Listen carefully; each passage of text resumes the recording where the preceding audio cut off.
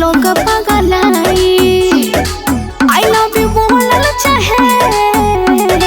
खींच के हमर कलाई खींच के हमर कलाई रबर हिलेला रे है जबर हिलेला बड़े बड़े रंगदार के सबर हिलेला सबरी जिला के घर घर हिलेला के बाबू जब है पतरी कमर हिलेला बाबू जब है पतरी